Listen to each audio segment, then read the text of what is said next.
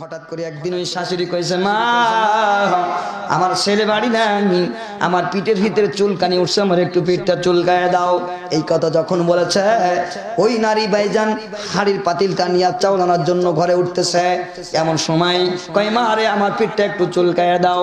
শাশুড়ি যখন এই কথা বলেছে, মুখটা ঝটকা দিয়ে ভাইজান ঘরের ভিতরে চলে গেছে। কয়, সারাদিন তোমার খেদমত করব নাকি আমার আর কাজ আছে? এই বলে ঘরের ভিতরে ভাইজান বেটার ঢুকে বলল।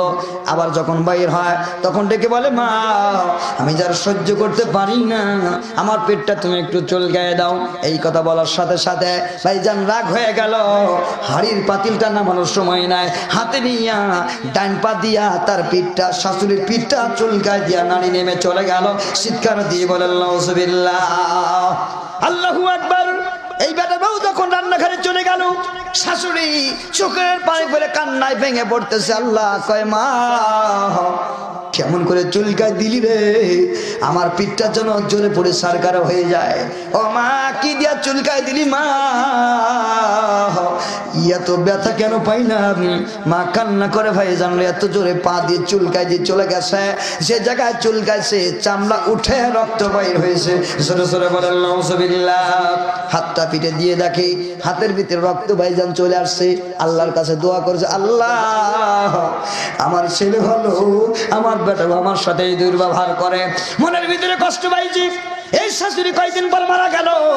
এরপরে আমার আল্লাহ তাআলা আস্তে আস্তে তারে বুড়ি বানায়, তাকেও শাশুড়ির জায়গায় প্যারালাইসিস বানায় রেখে দিল। জোরে বলেন নাউজুবিল্লাহ। নিজে এখন প্যারালাইসিস রোগী, ওই বেটার বউ নিজে এখন প্যারালাইসিস রোগী। শাশুড়ির জায়গায় বসেছে। ওনারও একটা ছেলে ছিল, ছেলেটা বিয়ে দিয়েছে। বাসার ভিতরে বেটার বউ নিয়ে আসছে। বেটার বউটা নম্র ভদ্র ছিল।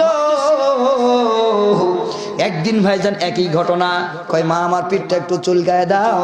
বেটা বউ নম্র ভদ্র মানুষ মহিলা, ও যাইয়া শাশুড়ির ভাইজান আগেই ভাইজান রে চাউলের হাড়িটা রাখিয়া শাশুড়ির পিঠের দিকে চলে গেছে। আম্মা জান কোথায় চুলকানো, আপনার চুলকায় দিব বলেন। দেখায় দেয় আঙ্গুল দ্বারা। ভাইজান অনেক সময় ধরে চেষ্টা করে কিন্তু কাজ হয় না। শাশুড়ি বলে, আম্মা জান কত সময় চলে গেল, আর এত দেরি করতেছে কেন, চুলকায় দাও। বেটার বউ বলতেছে, মা গো মা, আমি যে এতবার চেষ্টা করি কিন্তু আমার হাতটা তোমার পিঠে যায় না। আমি যখন তোমার পিঠে হাত লাগাতে যাই, কে যেন আমার হাতটা ঠেল দিয়ে দূরে সরায় দেয়।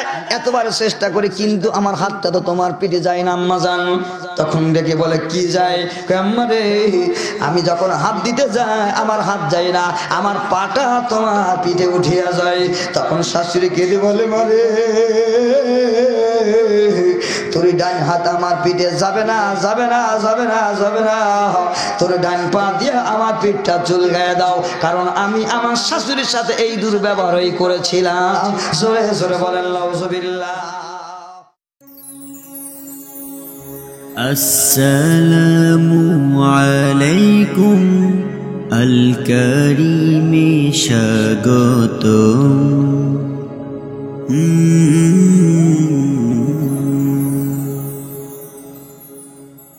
ونستعينه ونستغفره ونستغفره ونعوذ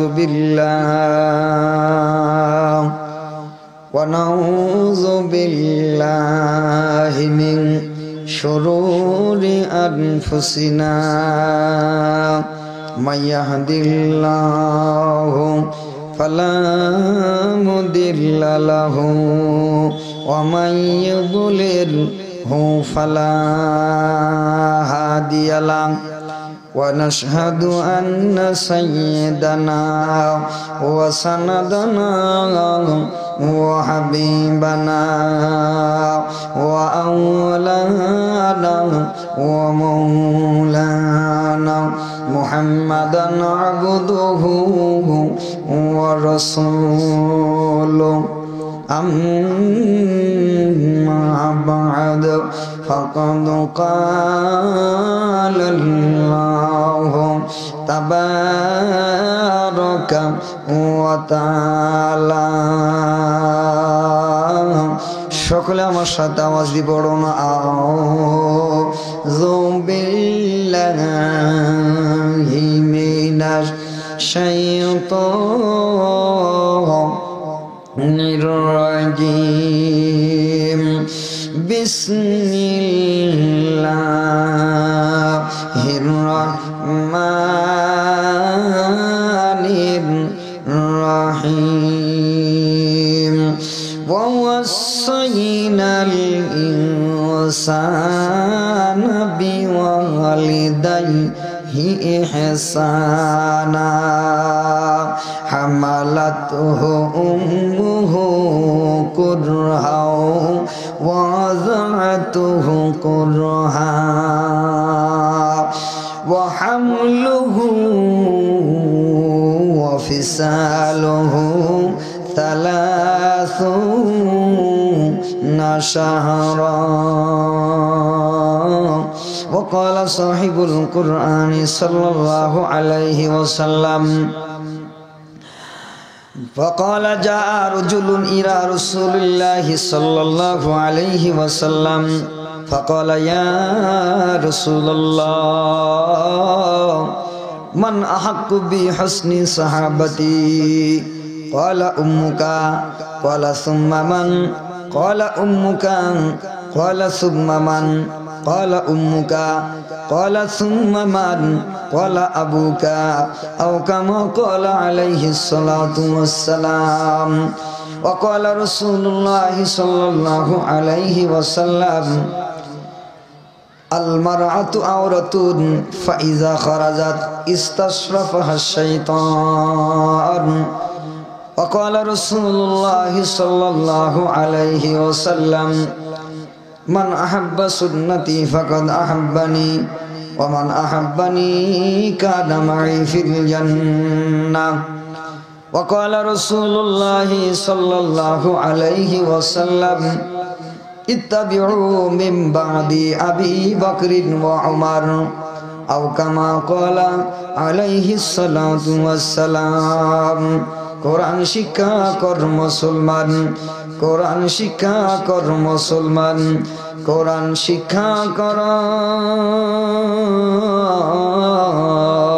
নভেল নাটক ছেড়ে দিয়ে ও ভাই খোদার কোরআন পড়ো নভেল নাটক ছেড়ে দিয়ে ও ভাই খোদার কোরআন পড়ো কোরআন পড়ো বুকে জড়াও কোরআন পড়ো বুকে জড়াও লাগাও তাতে চুমা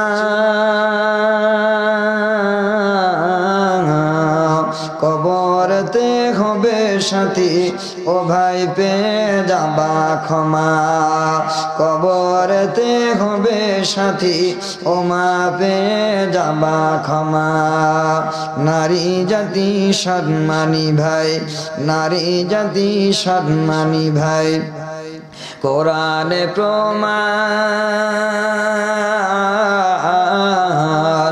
কিন্তু বর্তমানে সমান অধিকার স্লোগান দিয়া নারী হারালো সম্মান সমান অধিকার স্লোগান দিয়া নারী হারালো সম্মান চুল বড় আর পোশাক বড় চুল বড় আর পোশাক বড় ও ভাই নারী জাতির শোভা কিন্তু বর্তমানে শর্ট কামিজ আর উসাহিলে নারী দুলায় মাতার খোপা শর্ট কামিজ আর উসাহিলে নারী দুলায় মাতার খোপা বাংলাদেশের নারী ও ভাই বাংলাদেশের নারী ও ভাই কুড়িতে হয় বুড়ি রোডে ঘাটে চলে দেখেন তবু ভাব যায় না তাদের শরীর জোরে কোন ঠিক না বে ঠিক ইন্নাল্লাহ হাওয়া মালাইকাতাহু ইউসাল্লুনা আলান নবী ইয়া আইয়ুহাল্লাযীনা আমানু সাল্লু আলাইহি ওয়া সাল্লিমু তাসলিমা। সকলে মহব্বতের সাথে দরুদ ও সালাম পড়ি। আল্লাহুম্মা সাল্লি আলা মুহাম্মাদি ওয়া আলা আলি মুহাম্মাদ। সকলে আল্লাহুম্মা সাল্লি আলা মুহাম্মাদি ওয়া আলা আলি মুহাম্মাদ কামা সাল্লাইতা আলা ইব্রাহিম وعلى آل إبراهيم إنك حميد مجيد. اللهم بارك على محمد وعلى آل محمد كما باركت على إبراهيم وعلى آل إبراهيم إنك حميد مجيد. কে দিল তোর মুখের হাসি, কে দিল তোর মুখের হাসি, ওরে এত সুন্দর কথা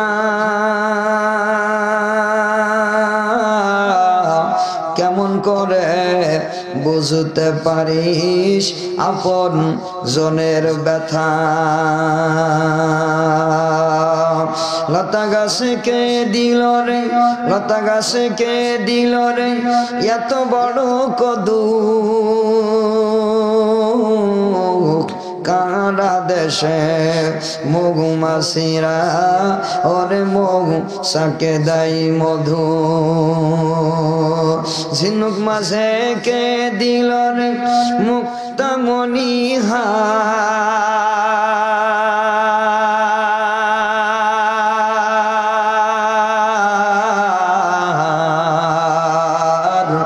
আখের মাঝে মিষ্টি মধুর রস যে চমৎকার। পাখির কণ্ঠে কে দিল রে মিষ্টি মধুর গান।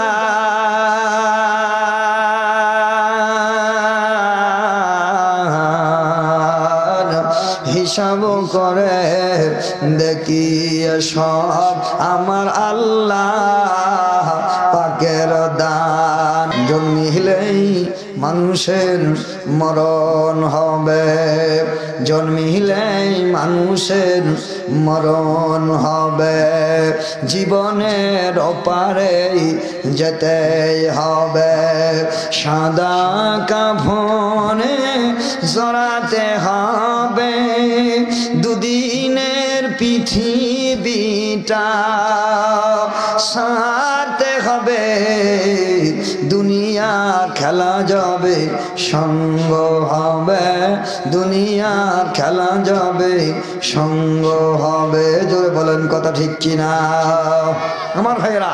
এই পৃথিবীর সকলকে ছাড়তে হবে। পৃথিবীতে যতই রাজা বাচ্চা হই, এসি ঘরে বসবাস করি, 4 তলা 5 তলা 10 তলা 100 তলা বসবাস করি, ঘর আমাদেরকে ছাড়তে হবে, মাটির ঘরে আমাদেরকে যেতেই হবে, ঠিক কিনা জোরে বলেন? যাই হোক, এই গোটা পৃথিবীর মালিককে জোরে বলেন কে? আল্লাহ।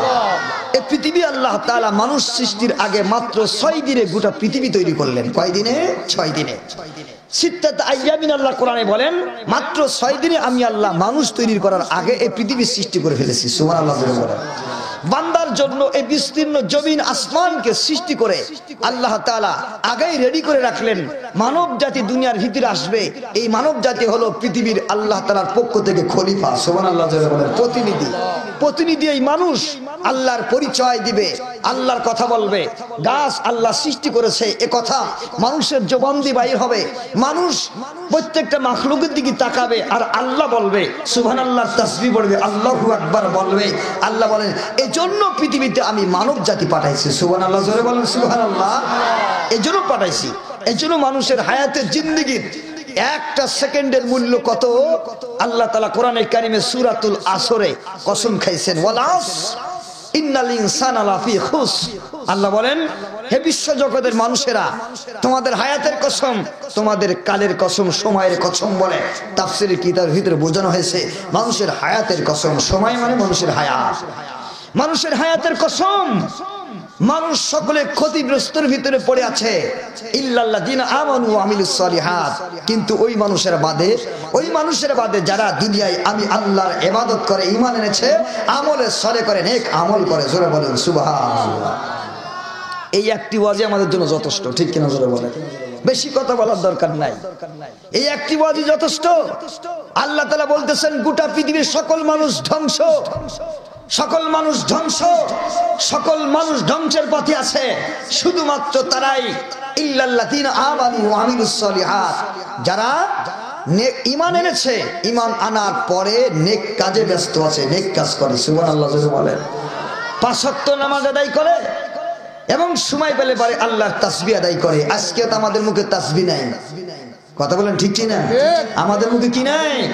তাসবিহ নাই, আমাদের মুখে আল্লাহর জিকির নাই। আল্লাহর কোন জিনিস দেখলে, আল্লাহু আকবার সৃষ্টি দেখলে সুবহানাল্লাহ, আলহামদুলিল্লাহ, লা হাওলা ওয়ালা কুওয়াতা, আল্লাহর এইগুলি শান, আল্লাহর শানগুলো প্রকাশ করেন। ভাইজান রে, ভাত খাওয়ার পর খানা খাইছি, কোথায় খেলাম? আল্লাহ তাআলার নিয়ামত, কত সুন্দর মাছ দিয়ে, সাগরের মাছ আল্লাহ তাআলা আমার রিজিকে রাখছে, সেই সাগর থেকে উঠাই নিয়ে আমার মুখে উঠাই দিলেন, আমি খাইলাম গরুর মতো। খাওয়ার পর ঢেক তুলতে তুলতে উঠলাম, একটু দোয়াটাও পড়লাম না, ঠিক কিনা? জোরে বলে ঠিক কিনা? আল্লাহ তাআলা বলে, দুনিয়ার মানুষ, তোমার জিন্দেগিটা যদি রাসূলের জিন্দেগি করতে পারো, তোমার জিন্দেগি যদি পয়গম্বরের সাহাবীদের জিন্দেগির মতো করতে পারো, আল্লাহ তাআলার পয়গম্বর বলেছেন, আলাইকুম বিসুন্নতি ওয়া সুন্নাতিল খুলাফায়ে রাশিদিন আল মাহদিয়্যিন, তোমাদের জীবন যদি সাহাবাদের জীবনের মতো হয়, জানিয়ে রাখবে তোমাদের প্রত্যেকটা কর্মে শুধু সওয়াব আর সওয়াব। সুবহানাল্লাহ বলেন।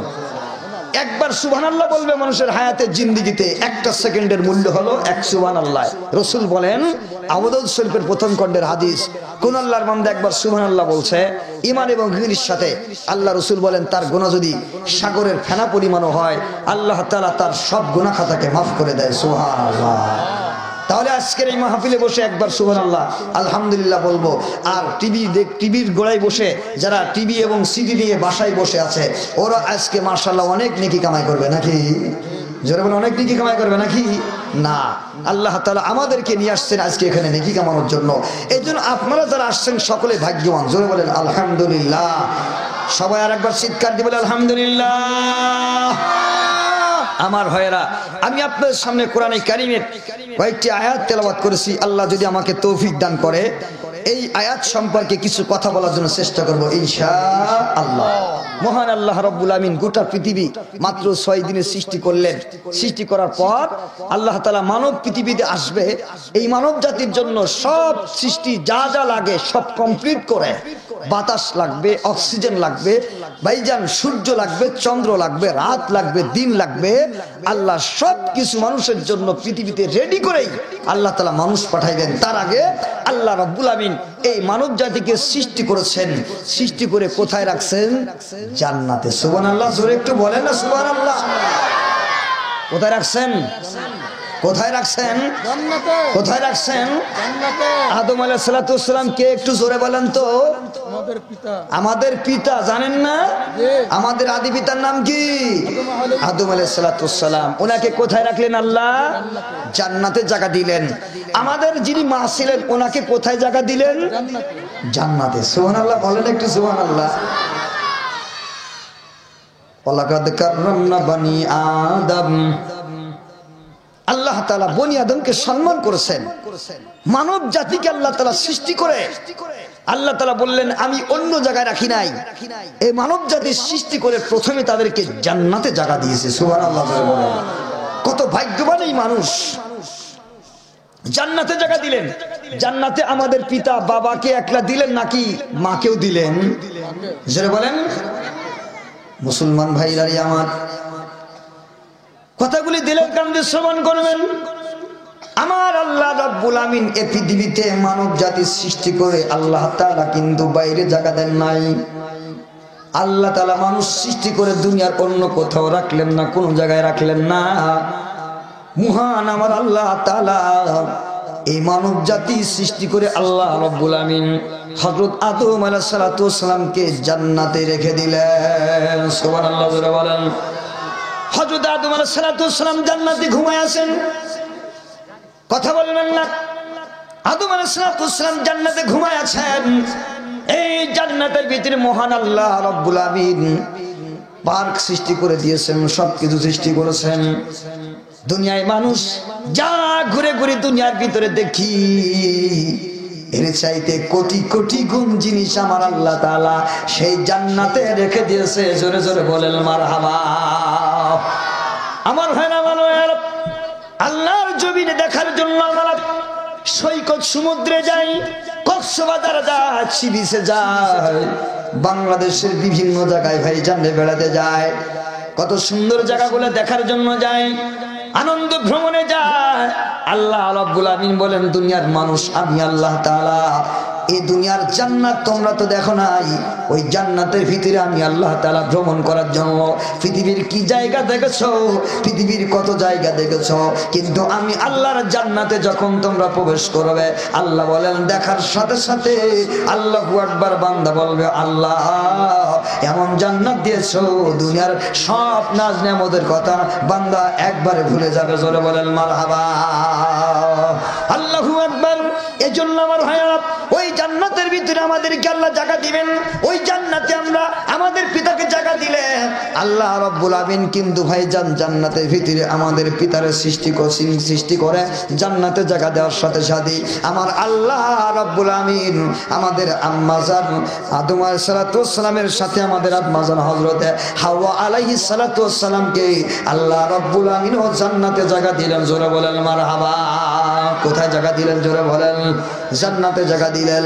ও ভাই, আমার আম্মাজান জান্নাতে জায়গা পাইলো, তাহলে বোঝা গেল আল্লাহ নারীকেও জান্নাতের মর্যাদা দিলেন, পুরুষকেও জান্নাতের মর্যাদা দিয়েছেন। জোরে বলেন মারহাবা। আমার মায়েরা, দুনিয়ার মানব জাতি আজকে সমান অধিকারের নাম দিয়ে ভাইজান স্লোগান দেয়। জোরে বলেন কথা ঠিক কিনা? আল্লাহ রাব্বুল আমিন বলে, নারীরা দুনিয়ার ভিতরে তোমাদেরকে সমান অধিকার নেওয়া লাগবে না, তোমরা কেন পুরুষের সাথে সমান অধিকার চাও? আল্লাহ কয় আমি সমান অধিকার দেব না, আমি আল্লাহ তোমাদেরকে পুরুষের চাইতে 3 গুণ অধিকার আরো বেশি দিয়ে দিলাম। সুবহানাল্লাহ, জোরে বলেন, আরো জোরে বলেন সুবহানাল্লাহ। হে বুকা নারী, হে দুনিয়ার বুকা নারী, বুকা মহিলা, রাস্তায় দাঁড়ায় দাঁড়ায়, আজকে রাজনীতি রাজপথে দাঁড়ায় দাঁড়ায় তোমরা সমান অধিকার চাও। আল্লাহ কয় সমান অধিকার চাওয়া লাগবে না, আমি আল্লাহ তো তোমাদের সমান অধিকার দেই নাই, বরং পুরুষের তুলনায় তোমাদেরকে আমি আল্লাহ তাআলা 3 গুণ অধিকার বেশি দান করছি। জোরে জোরে বলেন মারহাবা। মুসলমান ভাইরা, আমার কথাগুলি দিলের কান্দে শ্রবণ করবেন। আজকে নারী জাতি কিন্তু ভাইজান যেই পুরুষ জান্নাতে জায়গা পেয়েছিলেন, সেই জায়গায় নারীও জান্নাতে জায়গা পাইছে। আল্লাহ রাব্বুল আমিন এই নারীদের ব্যাপারে বলে, ও দুনিয়ার নারীরা, ওকরনা ফি বুয়ুতিকুন্না ওয়ালা তাবাররাজনা তাবাররুজাল জাহিলিয়াতিল উলা।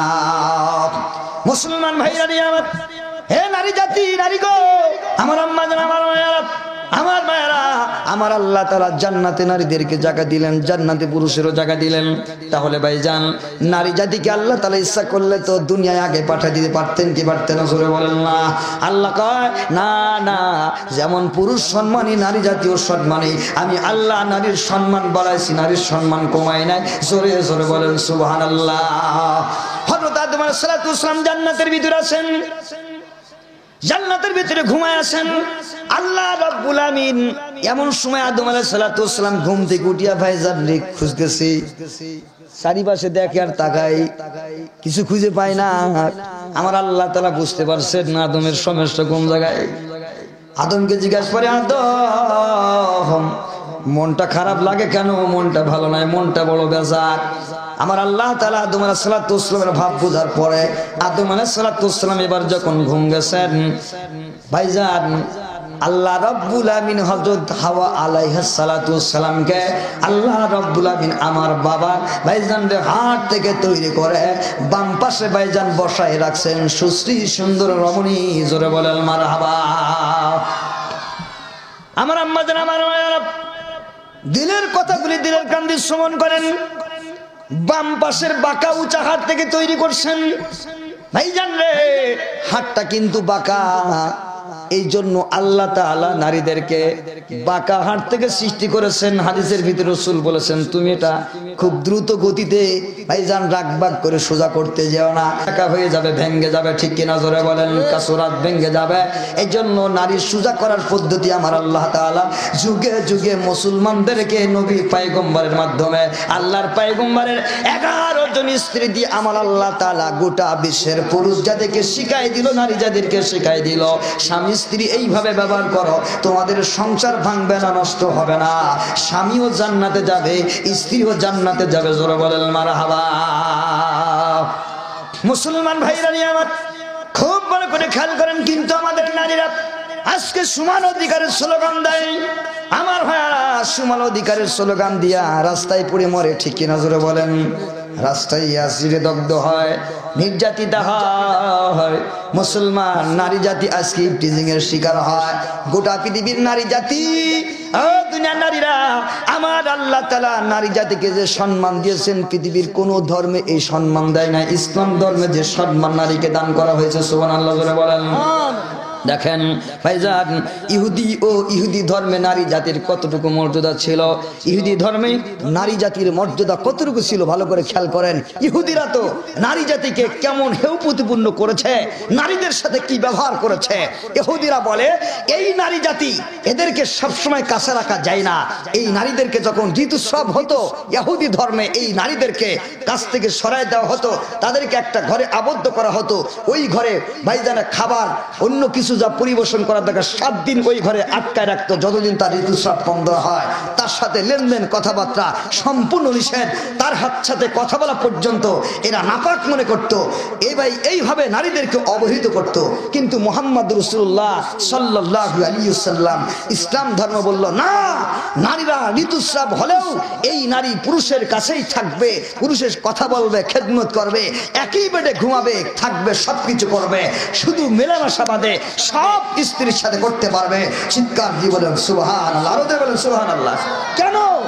কেন নারীদেরকে আজকে 1 সপ্তাহ নয়, যতদিন ঋতুস্রাব থাকবে ওই নারীর সাথে কথা বলা যাবে না? হিন্দু ধর্মে নারীদেরকে এত অবহেলিত করা হতো। আমার ভাইরা, এজন্য আসুন, পারস্যের যারা অগ্নি পূজক ছিল, তারা নারীদেরকে কি করতো? নাউজুবিল্লাহ, এই নারীদের ব্যাপারে তাদের ধর্ম, তাদের ভাইজানরে নীতি ছিল, তাদের নীতি নির্ধারণ ছিল। এই নারীদের সম্পর্কে তারা এরকম দুর্ব্যবহার করতো নারীদের সাথে। কি তারা বলতো, আমরা যেমন, আমাদের শরীরে যেমন আলো, বাতাস, আগুন, বাতাস, পানি সবকিছু দিয়ে তৈরি, নারীরাও একই জিনিস দিয়ে তৈরি, পুরুষও একই জিনিস দিয়ে তৈরি। সুতরাং নারী এবং পুরুষ সকলেই সমান। এই জন্য এই পৃথিবীতে যত নারী আসবে, ওই অগ্নিপূজকরা, পারস্যের অগ্নিপূজকরা তখন বলতো যে এই নারীদেরকে সকলে অবাধভাবে যার যেমন ইচ্ছা সে সেইভাবে ব্যবহার করতে পারবে। জোরে বলেন নাউজুবিল্লাহ। খোলামেলা ব্যবহার করবে, যার ইচ্ছা যাকে তাকে সে ব্যবহার করতে পারবে। স্বামী বলে কোনো কথা নাই, সকলের জন্য অবাধ মিলেমিশার সুযোগ নারীদের আছে। এজন্য তৎকালীন জামানার ভাইজান পারস্যের অগ্নি পূজকেরা যেখানেই নারীদেরকে পাইতো, যার যেখানে পাইতো সেখানেই নারীদেরকে ধর্ষণ করত। নারীর কোনো মর্যাদা সেই জামানায় ছিল না। নারীর মর্যাদা আল্লাহ তাআলা ইসলাম ধর্মেই দান করেছে। ধরে বলেন সুবহানাল্লাহ। আসুন আমার ভাইয়েরা, আরবের পৌত্তলিক যারা ছিল, আরব দেশের যারা পৌত্তলিক ছিল, তাদের ধর্মে নারীদের কি করা হতো? নারীদেরকে মেরাসের অর্থাৎ পরিত্যক্ত সম্পদের, বাবের যে সম্পদ, এই সম্পদ থেকে তাদেরকে বঞ্চিত করা হতো। এই মেরাস তারা পাইতো না, নারীদেরকে দেওয়া হতো না, বরঞ্চ নারীদেরকে আরো কি করা হতো? ভাইজান খেলাই লটারি করে না, লটারি, এই লটারি করতে যখন হেরে যাইতো ভাইজান রে, ওই নিজের লটারি বাজ ধরে নারীদেরকে আরেক পুরুষের হাতে তুলে দিত। জোরে বলেন নাউজুবিল্লাহ। নিজের স্ত্রীদেরকে অন্যের হাতে বাজি ধরে তুলে দিত, লটারি করে আরেকজনের হাতে নিজের স্ত্রীদেরকে তুলে দিত। এই ছিল তৎকালীন জামানার ভাইজান রে আরব দেশের পৌত্তলিকদের নারীর অধিকারের, এই জাতীয় নারীর সাথে তারা দুর্ব্যবহার করেছে, নারীর অধিকার তারা দিতে পারে নাই। জোরে বলেন নাউজুবিল্লাহ। আমার ভাইয়েরা, নারীরা আরবের যারা মুশরিক ছিল, এরা নারীদের সাথে কি ব্যবহার করেছে ভাইজান? তারা একজন মেয়েকে বিয়ে দিতে হলে পারে, একজন মেয়েকে বিয়ের প্রস্তাব দিয়ে মেয়ের মেয়ের পাত্র খোঁজার জন্য প্রস্তাব রাখতো। মনে করেন 20 থেকে 15 জন ওই মেয়ের বিয়ের পাত্র আসছে, সকল পাত্রের কাছে একদিন করে দিয়ে একদিন করে তার রাজ্যবন করার জন্য সুযোগ করে দেওয়া হতো। জোরে বলেন নাউজুবিল্লাহ। সকলেই যত পাত্র আছে তাদের সকলের হাতে তুলে দেওয়া হতো। তারা পালাক্রমে ওই নারীর সাথে মিলেমিশা করে নারীর ইজ্জতকে হরণ করে ওই নারীকে তারপর ভাইজান এইভাবেই সকল পুরুষের কাছে থাকতো।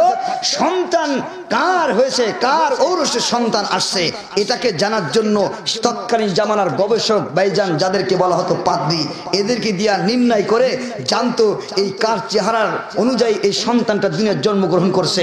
সেই হিসাবে ওই সন্তানের পরিচয় ওই পিতার সাথে করা হতো। জোরে বলেন নাউজুবিল্লাহ। তাহলে যতজন মিলামেশা করবে তার মধ্যে যার চেহারার সাথে সন্তানের মিল পাওয়া যাবে ওই ব্যক্তিকেই সন্তানের ভাইজানরে ভার তার গলায় দেওয়া হতো।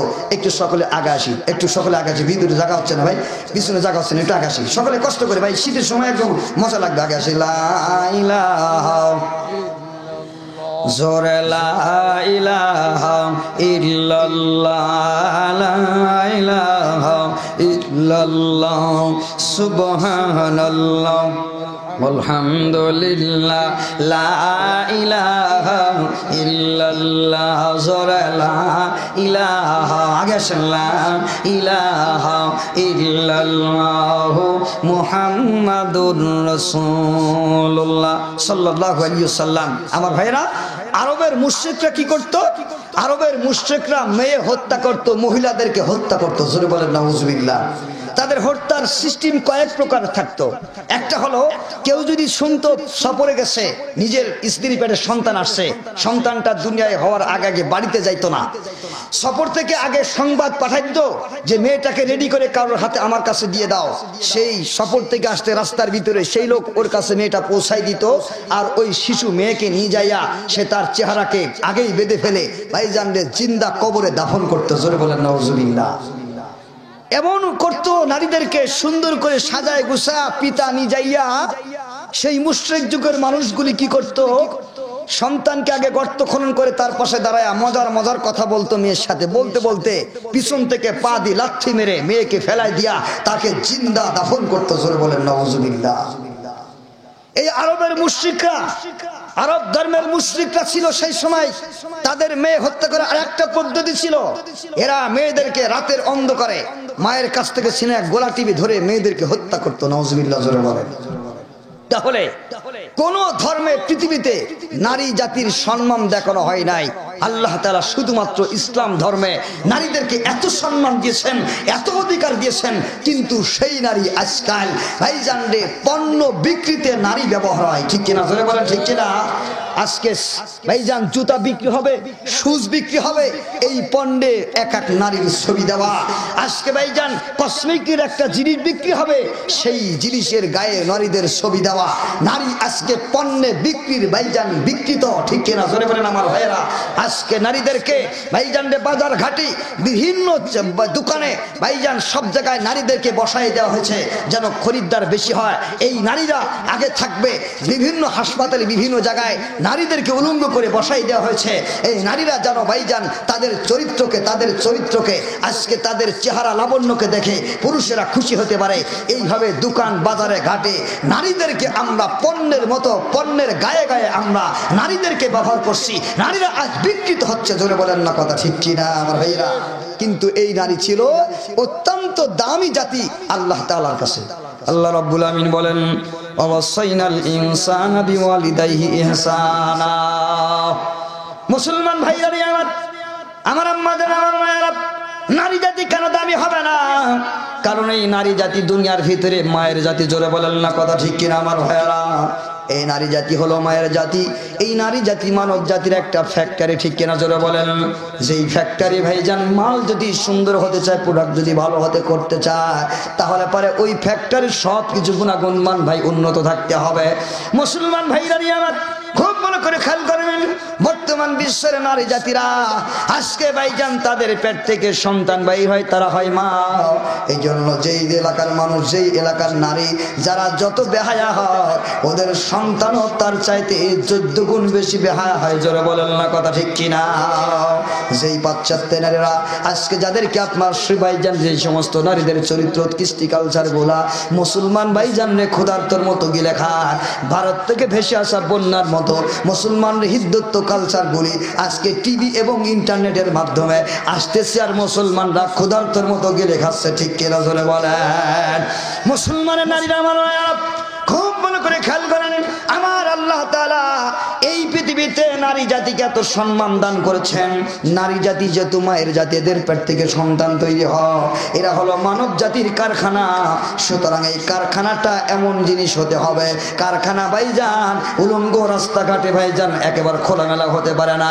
প্রত্যেক জিনিসের কারখানা ভিতরে হয়, গভীরে হয়। ঠিক কিনা জোরে বলেন? মুসলমান ভাইরা আমার টাকার টাকশাল কোথায় হয় জোরে বলেন? পৃথিবীতে ভাইজান যারা সেই জায়গায় তাকে নির্ধারিত লোক আছে, আপনি যত বড় দামি লোক হন না কেন, আপনাকে টাকার টাকশাল যেখানে টাকা ছাপানো হয় ওটা আপনাকে কোনো দিন দেখানো হবে না। আপনি মন্ত্রী হন, মিনিস্টার হন, যাই হন না কেন, আপনাকে নিয়ে যাবে, আমন্ত্রণ করবে, সব কিছু করবে, মেহমানদারি করবে, কিন্তু টাকশাল ঘুরে ঘুরেও দেখাবে টাকশালের যেই জায়গায় টাকা ছাপানো হয় ওই জায়গাটা পৃথিবীর কোনো মানুষকে দেখতে দেওয়া হবে না, নির্ধারিত মানুষ সারা। হাজুরে বলেন কথা ঠিক কিনা? এই জন্য ভাইজান নারী জাতি হলো মানব জাতির কারখানা। এই মানব জাতির ভিতরে নারী জাতি যদি সভ্য না হয়, নারী জাতি যদি নম্র না হয়, নারী জাতি যদি ভদ্র না হয়, তাহলে পরে সেই সমাজটা হবে অশান্তি, সেই ঘরটা হবে অশান্তির, তার পেট থেকে সন্তানগুলো হবে অশান্তির ছেলে মেয়ে, তারা সংসারে কোনোদিন শান্তি দিতে পারে না। ঠিক কিনা জোরে বলেন? ঠিক কিনা? এজন্য সর্বপ্রথম পৃথিবীতে নারী জাতি মূল্যবান জাতি, এই নারীকে আগে ভালো হতে হবে। ঠিক কিনা জোরে বলেন? ঠিক কিনা? প্রথম পর্যায়ে যারা আমাদের মা হবেন, আম্মা জান হবেন, এই আম্মারা যদি ভালো হয়ে যায় তাহলে তাদের সন্তানও ভালো হবে। মা পিতামাতা যদি তার পিতামাতাকে সম্মান করে থাকে, তার সন্তানও তাকে সম্মান করবে। সুবহানাল্লাহ জোরে বলেন। এতে কোনো সন্দেহ নাই। আমি আপনি আমার আপনার পিতামাতার সাথে যেই ব্যবহার করব, আমার সন্তান দ্বারা আল্লাহ তাআলা ওই ব্যবহারই প্রকাশ পাবে। ঠিক কিনা জোরে বলেন? ঠিক কিনা? এজন্য একজন নারী জাতি যদি সুন্দর হয়, নারী যদি ভালো হয়, তার পেটের সন্তান যদি ভালো হয়, নিশ্চিত ওই সন্তান তার পিতামাতার সাথে ভালো ব্যবহার করবে। ঠিক কিনা জোরে বলেন? আজকে পাশ্চাত্যের দিকে তাকায় দেখেন, তারা তাদের সন্তানেরা পিতামাতার সাথে কি ব্যবহার করে। আমেরিকা, লন্ডন, জার্মান, জাপানের মতো রাষ্ট্রে, যেই রাষ্ট্রগুলাকে আমরা হাইলাইট করে থাকি, তারা কত শিক্ষিত সভ্য জাতি, তাদের শিক্ষাকে আমরা হাইলাইট করে থাকি, বলি হুজুর তারা কত সভ্য, তাদের শিক্ষা কত উন্নত। আমরা বলি তারা যে শিক্ষার সভ্যতা পালন করে, ওই শিক্ষার সভ্যতা আল্লাহ রহমতে আল্লাহর জমিনে কুত্তাও পালন করে না। ঠিক কিনা জোরে বলে? সেই জাপান আর আমেরিকা, লন্ডন, জার্মান, জাপান কত উন্নত রাষ্ট্র, সেই রাষ্ট্রের ভাইজান একজন মেয়ে আর মা এক ঘাটে গোসল করতেছে, কমপ্লিট ল্যাংটা উলঙ্গ। জোরে বলেন নাউজুবিল্লাহ। পিতা পুত্র এক ঘাটে গোসল করে, কমপ্লিট উলঙ্গ।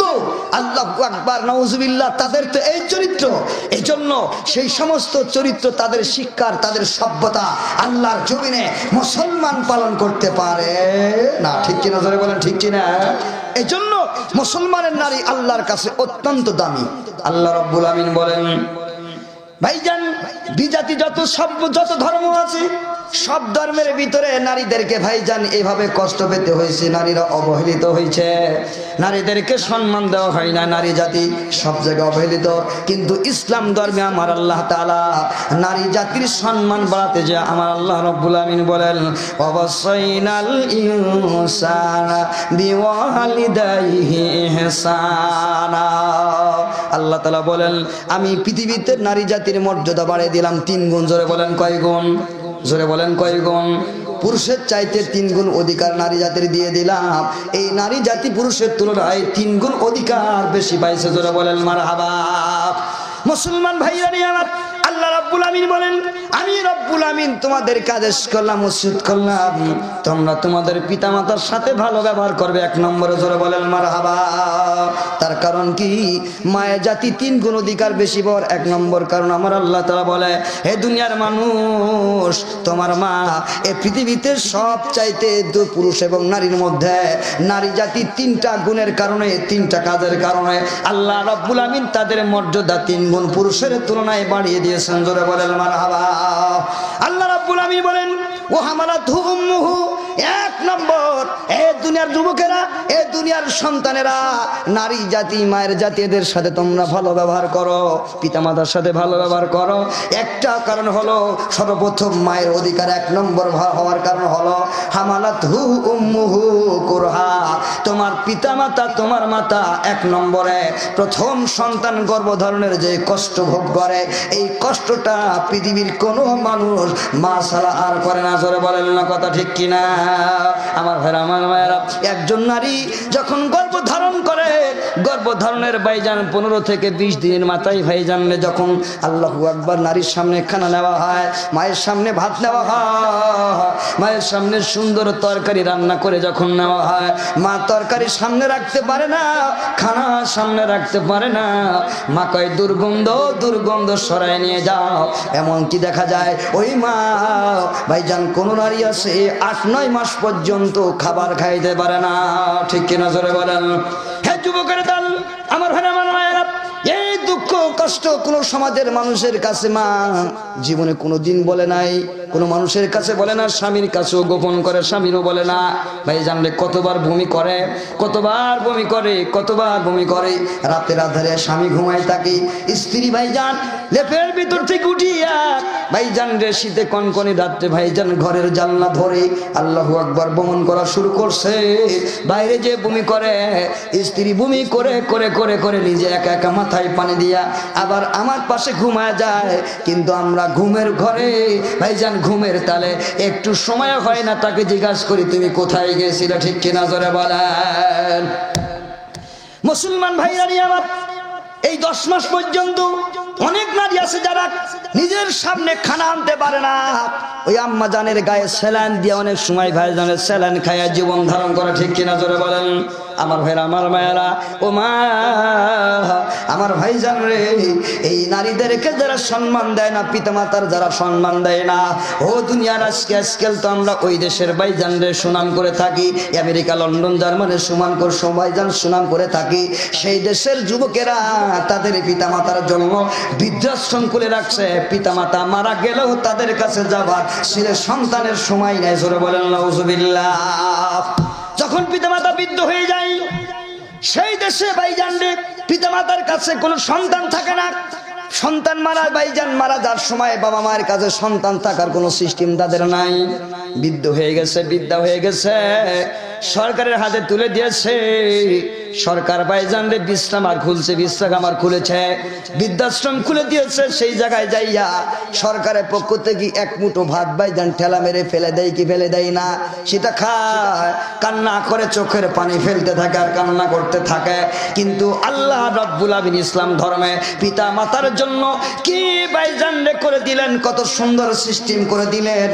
সন্তান ভাইজান পিতা মাতা যত বৃদ্ধ হবে সন্তানের দায়িত্ব পিতামাতার প্রতি আরো বেশি বাড়তি হবে, জোরে বলেন না কথা ঠিক কিনা।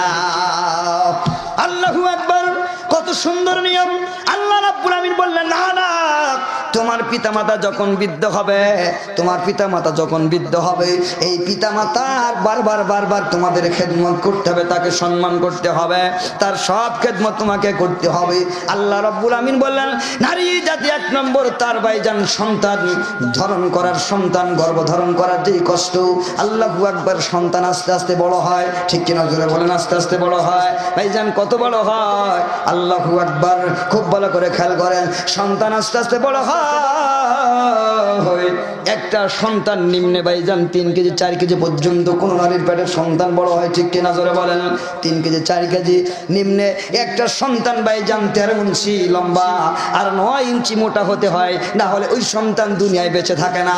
সুতরাং আল্লাহু আকবার, 13 ইঞ্চি লম্বা আর 9 ইঞ্চি আল্লাহু আকবার ভাইজান রে মোটা, এই সন্তানটা মায়ের পেটের ভিতরে 1 কেজি 2 কেজি 3 কেজি করে এই মা সন্তান পেটে নিয়ে আল্লাহু আকবার দুনিয়ার সংসারের সমস্ত কাজগুলি করতে থাকে।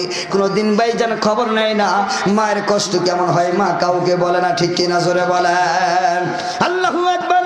আল্লাহ তাআলা কয় হামালাতহু উম্মুহু কুরহা, হে দুনিয়ার মানুষ, মহিলা যখন তার সন্তান পেটে নেয়, সন্তান যখন ভাইজানে বড় হওয়া শুরু করে 1 কেজি 2 কেজি, দুনিয়ার কোন মানুষ কেমন আছি আমরা পুরুষেরা, আমাদের গলার ভিতরে ভাইজান রে 1 কেজি বেঁধে দিয়া পেটের সাথে ভাইজান রে 1 কেজি ঝোলায় রাখবো। দুনিয়ার সমস্ত কাজ করবো, দোকান পাশারের কাজ করবো, ঘর বাড়ির কাজ করবো, সংসারের কাজ করবো, মাঠের কাজ করবো। 1 কেজি ভাইজান পেটের ভিতরে ঝুলায় রেখে 10 দিন 15 দিন 1 মাস 2 মাস 3 মাস করে কাজ করার ক্ষমতা কি আমাদের থাকবে? জোরে বলেন থাকবে? আমার ভাইয়ারা, একটি কলস 2 থেকে 3 কেজি কলস, এই কলস যদি আমার আপনার গলায় ঝুলি দেওয়া হয়, গলার সাথে রশি বাঁধা দিয়া পেটের সাথে ধৈর্য ঝুলে দেওয়া হয়, দুনিয়ার সমস্ত কাজ যদি করতে বলা হয়, মাঠের কাজ দোকানের কাজ সব কাজ যদি করতে বলা হয়, করা কি সম্ভব হবে? জোরে বলেন সম্ভব হবে? কখনোই সম্ভব হবে না। কিন্তু আম্মা জান 3-4 কেজি সন্তান পেটে নিয়ে কলসের মতো করে মা ঘর ঝাড়ু দেয়, ঝাড়ু দিতে দিতে আম্মা জান বসে পড়ে পেট ধরে, ঠিক কিনা জোরে বলেন? সন্তানের কষ্টে বসে পড়ে। অনেক সময় দেখা যায় আল্লাহু আকবার, সন্তান কষ্ট দিচ্ছে মা, তারপরও কাউকে বলে না। আল্লাহ রাব্বুল আমিন বলেন, সংক্ষেপে বলতেছি, আল্লাহু আকবার, আল্লাহ তাআলা ওয়াজাতুহু কুরহা, সন্তান যখন ডেলিভারি দেয় এই কষ্টটা 1 নম্বর মা ছাড়া পৃথিবীর অন্য কোনো মানুষ পায় না। জোরে বলেন না কথা ঠিক কিনা? খুব ভালো করে খেয়াল করেন, 9 ইঞ্চি ভাইজান মোটা আর 13 ইঞ্চি লম্বা সন্তানটি যখন বাইর হয়, মায়ের ভাইজান মা যখন প্রসব করে, প্রসবের আগে সন্তান ভাইজান দেখবেন পা দিয়া, ছবির ভিতরে দেখবেন পা দিয়া ঘুরতে থাকে। সুবহানাল্লাহ, জোরে বলেন সুবহানাল্লাহ। আমার আল্লাহ রাব্বুল আমিন মায়ের পেটে সন্তান তো একরকম থাকে না, কোন সময় আড়ে আড়ে থাকে, কোন সময় বাঁকা হয়ে থাকে, কোন সময় ভাইজান এইভাবে থাকে। সন্তানের মাথা আগে উপর দিকে থাকে। আল্লাহ তাআলার কুদরত মহান। আল্লাহ রাব্বুল আমিন সন্তান ডেলিভারির সময় যখন হয়, সন্তান মায়ের পেটের ভিতরে পা দিয়া হাসর মারতে মারতে মারতে আস্তে আস্তে ঘুরে যায়। জোরে জোরে বলেন মারহাবা। যতবার পা লাগায় ঘুরতে থাকে, তাফসীরে কিতাবের ভিতরে লিখেছেন, যতবার সন্তান পা লাগায় ঘুরতে থাকে, যতবার হাসর দেয়, মা ওহ বলে কেন্দে ভাইজান জমিনে পড়ে যায়। কয় পেটে ব্যথা উঠছে, ব্যথা লাগছে। একবার যখন ভাইজান সন্তান পা দিয়া ধাক্কা লাগায়, ততবার মা অসুস্থ হয়ে পড়ে, ভাইজান রে মরে গেলাম, যন্ত্রণার কথা কাউকে বলতে পারে না। এমন করতে করতে যখন সন্তান ডেলিভারি হয়, আল্লাহর কসম, আমার আল্লাহ তাআলা কয় সুম্মা সাবিলা ইয়াসরা, এই 13 ইঞ্চি লম্বা 9 ইঞ্চি মোটা সন্তান মায়েরকে জমাই যান, মা যখন ডেলিভারি দেয়, আম্মা জানের কত কষ্ট হয়। কোন নারী 1 সপ্তাহ 2 সপ্তাহ, এমনকি ভাইজান 3 সপ্তাহ পর্যন্ত বেডে অজ্ঞান হয়ে পড়ে থাকে চিকিৎসাধীন। জোরে বলেন কথা ঠিক কিনা? আমার ভাই, আমার মায়েরা, এরপরে যখন মায়ের জ্ঞান ফিরে, আম্মা জান সব বাদ দিয়ে আগে জিজ্ঞাসা করে, আমার সন্তানটা কোথায়, একটু আমার হাতে দাও, ঠিক কিনা জোরে বলেন? আমার হাতে আমার সন্তানটা দাও, আমার সন্তান দাও। মা সন্তানের চেহারার দিকে তাকায়, দুনিয়ার সব কষ্টের কথা আমার আম্মা জান 1 মিনিটে ভুলিয়া যায়। জোরে জোরে বলেন কথা ঠিক কিনা? ভাইজান রে 1 নম্বরে গেল সন্তান, ভাইজান রে আল্লাহু আকবার গর্ভধারণের কষ্ট। 2 নম্বর সন্তান ভাইজান ডেলিভারির কষ্ট। আমার আল্লাহ তাআলা কয় অফিসালুহু 30 শাহরা। আর একটা কষ্ট হলো ভাইজান দুধ পান করানো, ঠিক কিনা জোরে বলেন? কি পান করানোর? দুধ পান করানোর। আল্লাহু আকবার। 2.5 বছর পর্যন্ত সন্তান দুধ পান করে। এই সন্তান কতবার কান্নাকাটি করে দুধ পান করায়। আমরা তো ভাইজান একটু প্রসাব করে দিলে, পায়খানা করে দিলে তাড়াতাড়ি নাও, সন্তান রাখার সময় নাই, ঠিক কিনা জোরে বলেন? এই কই আছো, তাড়াতাড়ি ধরো, তাড়াতাড়ি ছেড়ে দিই না, না না, দুর্গন্ধ দুর্গন্ধ, নাকের ভিতরে গন্ধ লাগে। আম্মা জান, আমি আপনি বাবা হইয়া ভাইজান সন্তান যখন মায়ের কাছে দিদি, আম্মা জান নিয়ে নেয় কোলের ভিতরে নিয়া, পায়খানাটা সুন্দর করে মুছা নিজে হাতে ভাইজান পরিষ্কার করে। সন্তানের ভাইজান রে পায়খানা করা, ভাইজান নাকড়াগুলা কাতাগুলা আম্মা জান নিজে হাতে পরিষ্কার করিয়া দেয়। আর মনে মনে ভাবে, আল্লাহ তুমি আমাকেও দুনিয়ার সব কষ্টের কথা আমি ভুলে যাবো। জোরে বলেন কথা ঠিক কিনা? এমনকি সন্তান যখন দুধ পান করে, মা মনে মনে সন্তান যদি কোনো সময় অসুস্থ হয়ে যায়, এই দুনিয়ার যুবকেরা ভালো করে খেয়াল করেন, আম্মা জান যদি অসুস্থ হয়ে যায়, তুমি কোন সময় অসুস্থ ছিলা, মনে মনে মানুষকে জিজ্ঞাসা করে দেখিও, তোমার মা মনে মনে মান্নত করছে রোজার। জোরে বলেন না কথা ঠিক কিনা? কয় আল্লাহ আমার সন্তান যদি বেঁচে যায়, আমার সন্তানের রোগ যদি ভালো হয়ে যায়, আমি মা 60টা রোজা রাখবো। আমি দেখেছি আমার গ্রামের একজন মেয়ে সন্তান পেটে নিয়ে আল্লাহর কাছে দোয়া করেছে, আল্লাহ আমার সন্তান যদি ভালো হয়ে যায়, আমার সন্তান পেটে করে আমি 1 মাস রোজা রাখবো। জোরে জোরে বলেন সুবহানাল্লাহ। হে যুবক, ওই মা কতবার রোজা রাখছে, মান্নত করছি, কত জায়গায় গিয়েছে, কত ডাক্তারের কাছে গিয়েছে তোমার চিকিৎসার জন্য। এমনকি যখন জমি জায়গা শেষ হয়ে যায়, মানুষের কাছে হাত পেতে বলে, বাবা আমার ছেলের চিকিৎসার জন্য টাকা দাও, টাকা দাও। কত কষ্ট আম্মা জান করে। সেই আম্মা জানে এত কষ্ট করেছে, রমজান মাসে রোজা রাখছে, তাছাড়াও ভাইজানের মান্নত রোজা করেছে। ওই পিতা মাতাকে যারা কষ্ট দেয়, ওটা দুনিয়ার ভালো সন্তান না, ওই সন্তানটা ভালো হতে পারে না। জোরে বলেন না কথা ঠিক কিনা? লা ইলাহা ইল্লাল্লাহ, লা ইলাহা ইল্লাল্লাহু মুহাম্মাদুর রাসূলুল্লাহ সাল্লাল্লাহু আলাইহি ওয়াসাল্লাম। খুব ভালো করে খেয়াল করেন, আল্লাহ তাআলা কয় দুনিয়ার মানুষ খুব ভালো করে খেয়াল করেন আমার ভাইরা, হে দুনিয়ার আমার ভাইরা, আমার মায়েরা। আল্লাহ তাআলা বলে তোমরা সন্তান যারা দুনিয়া আছো, এই 3টা কষ্ট পৃথিবীর কোনো মানুষ করে না, একমাত্র মা করে। আল্লাহ এই জন্য 3 গুণ অধিকার আমার মায়েকে দান করলেন। রাসূল বলেন একজন ব্যক্তি আল্লাহর কাছে, নবীর কাছে এসে বলতেছে, আল্লাহ রাসূল 1 নম্বরে আমার ভালো ব্যবহারের উপযুক্ত কে, প্রথম কে পায়? আল্লাহ রাসূল বললেন তোমার মা। ফের আল্লাহ তাআলা রাসূলকে জিজ্ঞাসা করলেন তারপরে কে? কয় তোমার মা। তারপরে কে? কয় তোমার মা। তারপরে কে? কয় তোমার মা। বুখারী শরীফের হাদিস। এরপরে রাসূলের কাছে জিজ্ঞাসা করা হলো, রাসূল এরপরে কে? তখন আল্লাহর নবী 3 বারের পর 4 বারের বেলায় বলেছেন তোমার পিতা। জোরে জোরে বলেন মারহাবা। পিতা কেন 4 বারের বেলায় পাবে? পিতা পাই সম্মান, 4 নম্বর পিতার অধিকার, কিন্তু 3 অধিকার আগে মাকে দান করা হয়েছে। জোরে বলেন না কথা ঠিক কিনা আমার ভাইয়েরা? 3টা অধিকার মাকে দান করা হলো, কারণ পৃথিবীর এই 3টা কষ্ট একমাত্র মা ছাড়া আর কেউ ধারণ করে না, সহ্য করে না। এই জন্য আমার আল্লাহ তাআলা নারী জাতিকে পুরুষের তুলনায় 3 গুণ অধিকার আর বেশি দিয়ে দিলেন। চিৎকার দিয়ে বলেন মারহাবা। আমার ভাইরা, আমার ভাইয়েরা, হে দুনিয়ার আমার যুবক, আমার ভাইয়েরা, কিন্তু দুনিয়ার ভিতরে যারা পিতামাতার সম্মান করে না, পিতামাতার খোঁজ খবর নেয় না, ভাইজান বিবাহ শাদী করেছেন, চাকরি পাইছেন, পিতামাতাকে ফেলায় দিয়ে চলে গেছেন, কোথাও চলে গেছেন, পিতামাতার খবর নাই, তারা খেয়েছে কি না খাইছে খবর নাই, তাদের ভাইজান খোঁজ নেওয়ার খবর আমার আপনার নাই। স্ত্রীর কাছে দৈনিক টেলিফোন লাগায়, কিন্তু মায়ের কাছে ভাইজান সপ্তাহে 1 দিন ফোন দেওয়ার সময় আমার নাই। ঠিক কিনা জোরে বলেন? স্ত্রীর সাথে মজার গল্প করি, মা কিন্তু শোনে, বাবা স্ত্রীর সাথে ঘন্টা ঘন্টা গল্প করে, আমার সাথে 1 মিনিটও কথা বলে না। ঠিক কিনা জোরে বলেন? স্ত্রীর সাথে যতবার কথা বলা নিয়ম, আম্মাজান সাথে আগে কথা বলার নিয়ম। ঠিক কিনা জোরে বলেন আমার ভাইয়ারা? দুনিয়ার আমার ভাইয়ারা, আজকালকার কিছু বোকা মানুষ আছে যারা পিতামাতার খবর নেয়ার কোনো খবর নাই আমার ভাইজান। অথচ আল্লাহ তাআলা অন্য আয়াতে বলেন, ওয়াকাদা রাব্বুকা আল্লা তা'বুদু ইল্লা ইয়াহু ওয়া বিল ওয়ালিদাইনি ইহসানা। আল্লাহ রাব্বুল আমিন বলেন দুনিয়ার মানুষ, পৃথিবীর কোনো মানুষের আদেশ নাই, নবী রাসূল নাই, নবীদের কথা নাই, দুনিয়ার ভিতরে কোন এমপি মন্ত্রী তোমার মিনিস্টার যারা আছে তাদের কথা না, কোন পীর বাবার কথা নাই। আল্লাহ তাআলা কয় আমি আল্লাহর ইবাদত করো, আর এরপরে যার আদেশ পালন করবে এটা হলো তোমার মা, তোমার বাবা। আসলে বলেন না কথা ঠিক কিনা? তোমার পিতামাতার হুকুম আগে পালন করো। অনেক সময় দেখা যায় মা খাবার পায় না, মা ভাত পায় না, মাকে বছরে একটা শাড়িও দেয় না ভাইজানে, বাবার একটা লুঙ্গি দেয় না। কিন্তু ভাইজানে বাবার দরবারে গরু ছাগল বেঁধে নিয়ে চলে যায়, বাবাকে দিয়ে আসে, পীর সাহেবরে দিয়ে আসে, কিন্তু ওই মায়ের খবর নেয় না। আল্লাহ কয় তুই আগে জাহান্নামে, তোর বাবাও তার সাথে জাহান্নামে, তোর পীর বাবাও জাহান্নামে। জোরে বলেন না কথা ঠিক কিনা? বাবা মায়ের সাথে মা বলে ডাকে না, আম্মাকে আম্মা বলে ডাকে না, বাবারে বাবা বলে ডাকে না। পীর সাহেব কয় বাবা আমার বাবারে, দোয়া করো বাবারে। পীর সাহেবের ভাইজান আঙ্গুলটা মুখের ভিতরে নিয়ে চুষা শুরু করে।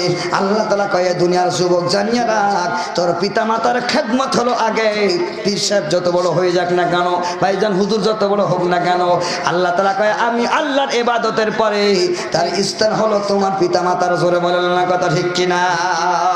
পিতা মাতার সম্মান আমার ইবাদতের পরে তোমার পিতামাতা। হে দুনিয়া আমার ভাইয়ারা, অন্য অন্য কোনো সম্মান দেখালে গেলে হবে না, স্ত্রীর সম্মান ওই জায়গায় পাবে না, আগে মা। আল্লাহ কয় আমার আল্লাহর ইবাদতের পরে তোমার পিতামাতার সম্মান, তোমার পিতামাতার মর্যাদা, আমার ইবাদতের পরে তোমার পিতামাতার হুকুম ফলো করবে। পৃথিবীর কোন রাজা বাদশা এমপি মন্ত্রী তোমার নিজে নিকটতম বন্ধুর কথা না, আল্লাহ কয় তোমার পিতামাতার কথা। ভাইজান রে, আল্লাহ রাব্বুল আমিন দুনিয়ার ভিতরে রাসূলের মাধ্যমে দেখাই দিয়েছেন। আল্লাহর পয়গম্বরের কাছে একজন ব্যক্তি চিঠি লিখেছে, ভাইজান একজন চিঠি লিখছে, যার নাম ছিল ওয়াইসুল কারনী। মুসলিম শরীফের ফাজাইলের অধ্যায়ের ভিতরে ভাইজান লেখা আছে, মুসলিম শরীফের ফাজাইলের কিতাব ফাজাইলের অধ্যায়, এর ভিতরে লেখা আছে ওয়াইসুল কারনী করণ দেশে বসবাস করতে এক যুবক। ওই যুবক আল্লাহর পয়গম্বরের কাছে চিঠি লিখেছে, ওগো আল্লাহর রাসূল আমি চিঠি লিখছি আপনার কাছে এই মর্মে। ওগো আল্লাহর রাসূল, সাহাবী দুনিয়ার ভিতরে খুব মর্যাদাবান একজন, একটা ডিগ্রি এই সাহাবিয়তের মর্যাদা যারা দুনিয়ায় অর্জন করে তারা জান্নাতি। সুবহানাল্লাহ, জোরে বলেন সুবহানাল্লাহ। আল্লাহ সাহাবীদের ব্যাপারে বলেছেন রাদিয়াল্লাহু আনহুম ওয়া রাদু আনহু, তার মানে একজন ব্যক্তি যখন নিজের চোখে আল্লাহর নবীকে দেখবে, ঈমানের সাথে দেখবে, ওই আল্লাহর বান্দা সাহাবী হয়ে যাবে। জোরে বলেন মারহাবা। একজন সাহাবী মানে জান্নাতি, গ্যারান্টি তার জান্নাত। একজন ব্যক্তি যে জান্নাতের গ্যারান্টি পায়, আল্লাহর পয়গম্বরের কাছে এই ব্যক্তি চিঠি লিখে বলতেছে, ওগো আল্লাহর নবী আপনি তো বেঁচে আছেন, আপনার সাথে সাক্ষাৎ করলে আমি সাহাবীদের মর্যাদা অর্জন করব, আমি সাহাবী হয়ে যাব, আর সাহাবী হলে জান্নাত নিশ্চিত হবে, এতে কোনো সন্দেহ নাই। পয়গম্বর গো, কিন্তু একটু কথা এক জায়গায় আছে, সেটা হলো আমার পিতা মাতা যে অসুস্থ, আমি এখন কি করব? পিতা মাতাকে ফেলাই রেখে আপনার দরবারে আসবো নাকি কোথায় যাব? একটু আপনি আমারে বলেন। আল্লাহ নবী চিঠির উত্তর লিখে দিলেন, হে সাহাবে ওয়াইসুল কারনী, না না, আমার আল্লাহর আদেশ পালন করার পরে তোমার পিতা মাতার অধিকার। জোরে বলেন মারহাবা। আমি নবীর দরবারে আসতে হবে না, সাহাবীদের মর্যাদা তোমার নিতে হবে না। আমি রাসূলের দরবারে আসার আগে আগে তোমার পিতা মাতা যতদিন পর্যন্ত বৃদ্ধ অসুস্থ, তাদেরকে রেখে আমার দরবারে আসতে পারবে না। পিতা মাতার খেদমত করো। ও ওয়াইসুল কারনী ভাইজান, পিতা মাতা মৃত্যুর আগ পর্যন্ত তার খেদমত করেছে, রাসূলের দরবারে যাই নাই। আল্লাহ নবী ভাইজান এমন করতে করতে আল্লাহ নবী ইন্তেকাল করে চলে গেছেন, ওর পিতা মাতা ইন্তেকাল করেছে। আল্লাহু আকবার। ওয়াইসুল কারনী আসে নাই, মদিনা মক্কার মহব্বত তার অন্তর থেকে যায় না। জোরে বলেন মারহাবা। আল্লাহ নবী ইন্তেকাল করার সময় ওয়াইসুল কারনী নাম ধরিয়া আল্লাহ নবী হযরত উমরকে ডেকে বলেন, উমর ভালো করে খেয়াল করো, একটা আমানত তোমার কাছে দিয়ে যাব। এই আমানতটা ওয়াইসুল কারনী নামে একজন যুবক আছে, করণ দেশে বসবাস করে, তার চেহারাটা এমন এমন এমন এমন চেহারা, তাকে আমি দেখি নাই, তারপর তোমাকে তার লোকেশন দিয়ে গেলাম, তার চেহারাটা এমন এমন, অমুক জায়গা দিয়ে ঢুকবে, মদিনার অমুক মসজিদে এসে বসবে, একটা কাফেলার ভিতরে সে থাকবে, ওই কাফেলায় যাইয়া তুমি তার হাদিয়াটা, আমি রাসূলের পক্ষ থেকে তার হাদিয়াটা, এই আমানতটা কিন্তু তুমি তারে পৌঁছায় দিবে। সুবহানাল্লাহ, জোরে বলেন। আল্লাহ নবী ইন্তেকাল করলেন, আমি হযরত ওমর প্রত্যেকদিন ওই জায়গায় যায়, ওখানে যাওয়ার পরে ঘুরে আসে, কোনো লোক ওয়াইসুল কারনী নামে পায় না, পার যায় ফের যায়, যে আসে ঘুরে আসে, কোনো পায় না। যাইতে যাইতে যাইতে একদিন হঠাৎ করে সংবাদ শুনলো, কারণ এলাকা থেকে অনেকগুলা লোক এসেছে। আমিরুল মুমিনিন হযরত ওমর ভাইজান ছুটে চলে গেলেন, যে জিজ্ঞাসা করলেন, ভাই এই জায়গায় ওয়াইসুল কারনী নামে কোন লোক আপনারা কেউ আছেন নাকি? এই নামের কেউ আছেন? ওয়াইসুল কারনী দাঁড়ায় গেল, ওয়াইসুল কারনী দাঁড়ায় গেল, ভাই আমার নাম ওয়াইসুল কারনী, আল্লাহর পয়গম্বরের সাহাবী আমিরুল মুমিনিন হযরত ওমর। আল্লাহ নবী যা বলেছেন, এগিয়ে নবীর দিকে, তা নবীর কথা খেয়াল করে আর চেহারার দিকে তাকায়। সুবহানাল্লাহ, জোরে বলেন। তাকায় তাকায় দেখে আল্লাহ, আমার নবী যেমনটি বলেছেন, বিশ্বনবী মুহাম্মদ রাসূলুল্লাহ সাল্লাল্লাহু আলাইহি ওয়াসাল্লাম, তার চেহারার সাথে বিন্দু পরিমাণও কোনো ডিফারেন্স নাই। আল্লাহ নবী যেমন বলেছেন তেমন তার চেহারাটা পেয়ে গেলাম। সুবহানাল্লাহ, জোরে বলেন। এবার আল্লাহর নবীর সাহাবী আমিরুল মুমিনিন ওয়াইসুল কারনীকে ডেকে বললেন, আসো সামনে আসো। মুসাফা করলেন, মুআনাকা করলেন, বুকের ভিতরে ভাইজান টেনে নিলেন, তার কপালে চুমা দিলেন। চুমা দিয়ে বলে, ভাইজান আপনার কথা একটু জানতে চাই, বিশ্বনবী মুহাম্মদ রাসূলুল্লাহ সাল্লাল্লাহু আলাইহি ওয়াসাল্লাম আমাদের জন্য জুব্বা দিয়ে গেল না, আমাদের জন্য জামা দিয়ে গেল না। আল্লাহর পয়গম্বর সুন্দর একটা জামা তোমার জন্য হাদিয়া রেখে গেল, আর তোমার গুণ সম্পর্কে আমার কাছে বলে গেল। আমি জানতে চাই এত সাহাবী থাকা সত্ত্বেও তোমার জন্য আল্লাহর পয়গম্বর এই জুব্বা কেন হাদিয়া দিল? জোরে বলেন মারহাবা। আসল কন্যা বললেন, হুজুর বেশি কোনো কারণ নাই, আমি তো কোনো কিছু করতে পারি না। আল্লাহ নবী ইন্তেকাল করার আগে আমি একটা চিঠি লিখছিলাম আল্লাহর পয়গম্বরের কাছে, নবীকে এই ব্যাপার। আল্লাহ নবী আমারে বললেন, তোমার পিতামাতার খেদমত করে আমার কাছে আসতে হবে না। আমি পিতামাতার খেদমত করেছি। আমার পিতামাতা যখন মারা যায়, আমার আব্বা আম্মা যখন দুজনে মারা যায়, আমি পাশে বসে থাকতাম, পাশে বসে বসে কোরআন তেলাওয়াত করতাম। আমার আব্বা আমার মাঝে মাঝে আমাকে চেপে ধরতেন, আমার মা আমাকে চেপে ধরতেন, পাশে বসতে বলতেন, তাদের মাথায় হাত বুলা দিতাম, চোখের পানি ফেলে কাঁদতেন। যেদিন আমার আব্বা মা মারা যায়, আমার জন্য চোখের পানি ফেলে দোয়া করে গেছে। জোরে বলেন মারহাবা। মুসলমান ভাইরা আমার এক নম্বর ভাই জানলে খুব ভালো করে খেয়াল করবেন, ওয়াইসুল কর্ণীর পিতামাতা কি দোয়া করে গেছেন এটাও আল্লাহর পয়গম্বর জানেন। জোরে জোরে বলেন মারহাবা। আমার ভাইয়েরা, আল্লাহর পয়গম্বর দোয়া করে গেছেন, ওয়াইসুল কর্ণীর পিতামাতা দোয়া করে গেছে। আল্লাহর পয়গম্বর এই জন্য তোমার জন্য হাদিয়া রেখে গেছে। পিতামাতার খেদমতের কারণে আল্লাহ তাআলা তোমার সম্মান বাড়িয়ে দিয়েছেন। আল্লাহ নবীও বলে গেছেন, ওয়াইসুল কর্ণী তার জবানটা হবে এত ধারালো, সে দুনিয়ায় যত দোয়া করবে হাত তুলতে দেরি হবে, কিন্তু তার দোয়া আল্লাহর আরশে পৌঁছাতে দেরি হবে না। সুবহানাল্লাহ জোরে বলেন। পৃথিবীতে সর্বপ্রথম সবচেয়ে দ্রুত গতিতে বদ্ধ হোক আর দোয়া হোক, পৃথিবীর পীর সাহেব হোক, গাজী হোক, হুজুর হোক আর খাজুর হোক, পৃথিবীর ভিতরে হুজুর হোক, খাজুর হোক আর গাজুর হোক, ভাইজান রে অত দ্রুত আল্লাহর কাছে দোয়া পৌঁছায় না। বদ্ধ হোক আর দোয়া হোক, পিতামাতার দোয়া যত দূরে পৌঁছায়, জোরে বলেন কথা ঠিক কিনা? পিতামাতা দোয়া করলে অত দ্রুত পৌঁছায় যায়। ওয়াইসুল কর্ণী আল্লাহু আকবার, তার পিতামাতা তার জন্য দোয়া করে গেছে, আল্লাহ আমার সন্তানের দোয়া তুমি পৃথিবীতে কবুল করিও, আমার সন্তানের মর্যাদা বাড়ায় দিও। আল্লাহর পয়গম্বর এজন্য তার মর্যাদা বৃদ্ধি করে দিলেন। জোরে জোরে বলেন মারহাবা। ওমর বলে, ওয়াইসুল কর্ণী রে তোমার জবান দিয়ে একটু দোয়া করো, আমাদের জন্য বরকতের দোয়া করো।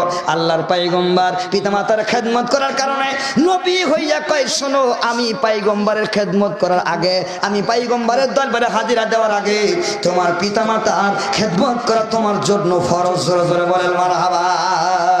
মুসলমান ভাইজানি আমার বুঝা গেল, দুনিয়ার ভিতরে ভাই জানলে আল্লাহ তাআলার আদেশের পরে, আল্লাহর হুকুম ফলো করার পরে, আল্লাহর ইবাদত করার পরে পিতামাতার হুকুম ফলো করতে হবে। চিৎকার দিয়ে বলেন না কথা ঠিক কিনা? আমার ভাইরা, আমার মায়েরা, অনেক নারীরা আছে, অনেক মায়েরা আছে, শ্বশুর শাশুড়ি আছে, পিতামাতা আছে, এদের সাথে ভালো ব্যবহার করা এটা নিয়ম। যদি কোনো নারী তার শাশুড়ির সাথে বিয়াদবি করে, শ্বশুরের সাথে বিয়াদবি করে, তার পিতামাতার সাথে বিয়াদবি করতে পারে না, এমন সময় আল্লাহু আকবার ভাইজান রে তার স্বামীরে বুঝায়, স্বামী আমার শোনেন, আপনার সংসারের সমস্ত কাজ আমি করি, তোমার পিতামাতার খেদমত করি। তোমার মা তো প্যারালাইসিস রোগে, এই জন্য আমাদের দুইটা সন্তান হয়েছে, এদেরকে বাইরে লেখাপড়া করানোর দরকার, এই গ্রামে থাকলে হবে না, বাসা ভাড়া করে চলেন শহরে চলে যাক। সাথে সাথে সন্তান বলে, কি বলেছো? আমার মা অসুস্থ আর আমার আম্মাকে রাখিয়া আমি শহরে বাসা ভাড়া করে আমার সন্তান লেখাপড়া করবে, এটা কখনো হতে পারে না। জোরে বলেন সুবহানাল্লাহ। স্ত্রীর সাথে গাঞ্জাম বেঁধে গেল, স্ত্রী কয়, না না আমি থাকবো না। স্বামীকে আমি যেতে পারবো না। তোমার মতো 10 জন স্ত্রী যদি পর পর এসে সিরিয়াল দেয়, তারপর আমি আমার মা ফেলে যাবো না। সুবহানাল্লাহ বলেন। মা খুশি হয়ে গেল, কিন্তু স্বামী স্ত্রী দুইজন দ্বন্দ্ব বেঁধে গেল, চরম আকারে রাগারাগি বেঁধে গেল।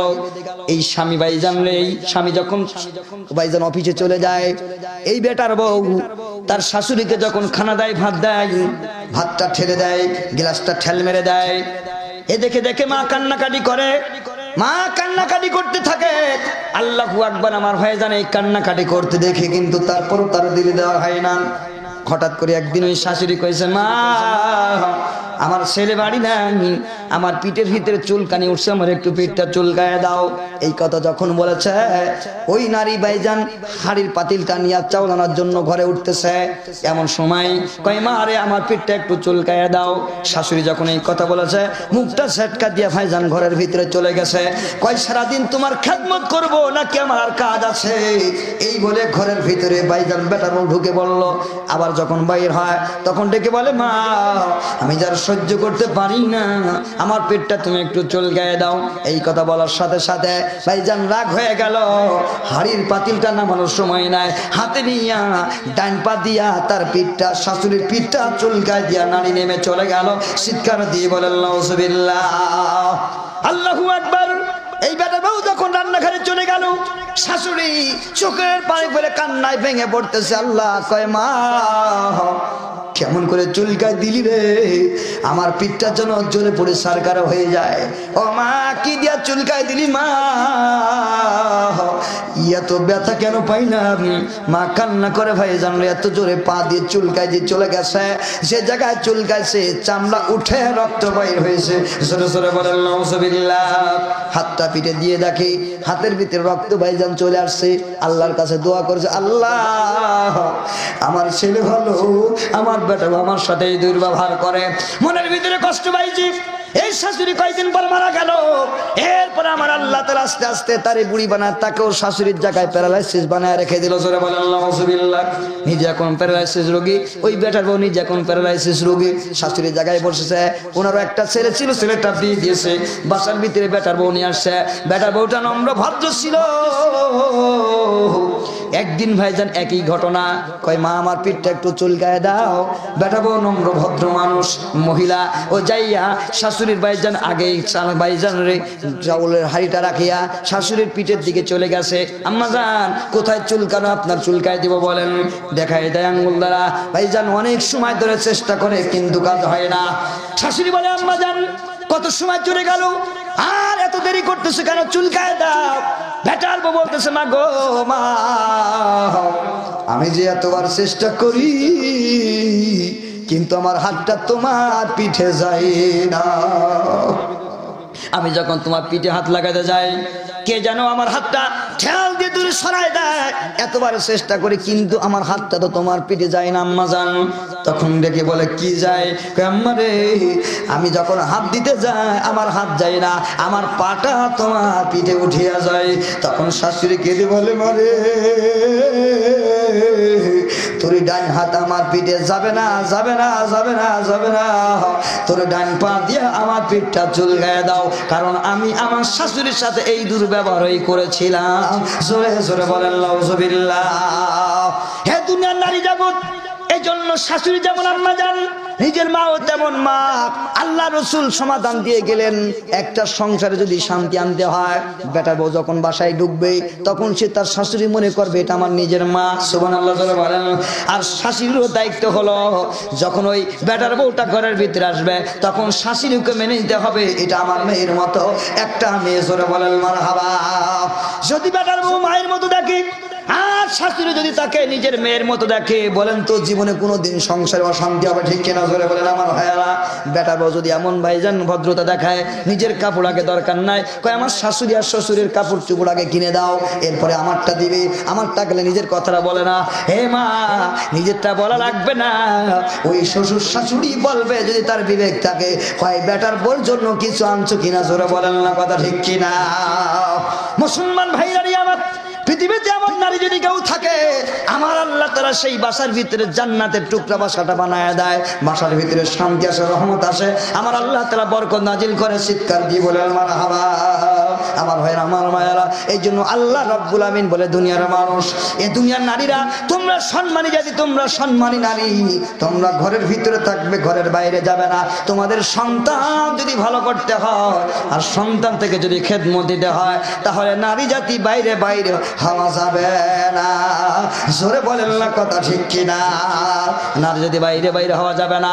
ভাইজান নারীরা তো বাইরে যায় না, এলাকার মেয়েরা বাইরে যায় না, কিন্তু অন্য এলাকার মেয়েরা যায়। বর্তমান জামানায় প্রত্যেক ঘরে ঘরে, প্রত্যেক ভাইজান জেলায় আর থানায় থানায় শিশু পার্ক খোলা হয়েছে, ঠিক কিনা জোরে বলেন? শিশু পার্ক দেখেছেন তো? শিশু পার্ক ভাইজান নাম দিয়েছে শিশু পার্ক, সেখানে শিশুদের কোনো খবর নাই।